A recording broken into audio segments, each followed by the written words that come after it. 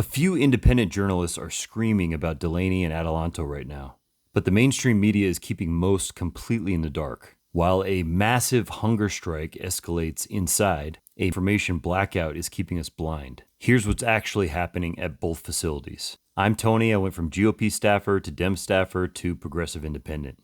I now pull back the curtain to show you the truth.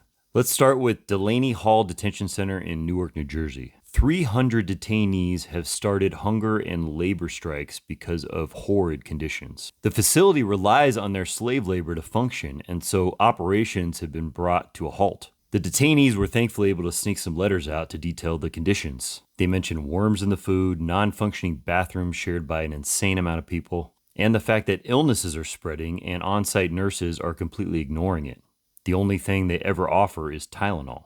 The letters sparked the protests, and ICE is doing what they do best: violence. Journalists have reported being deliberately targeted, some having their cameras broken. Mustafa Basim had his smashed with a baton. The city has now instituted a curfew and blocked off a half-mile radius, which is what we saw them do in LA last summer as well.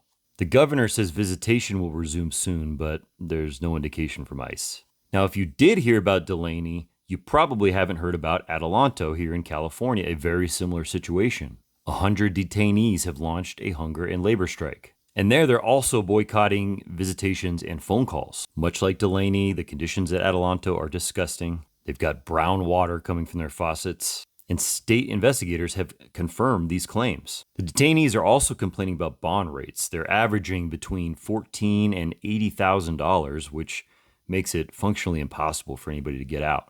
Activists held a 24-hour hunger strike in solidarity and have been protesting ever since. The fact that we've seen more about Jill Biden this week than we have about this is really disheartening.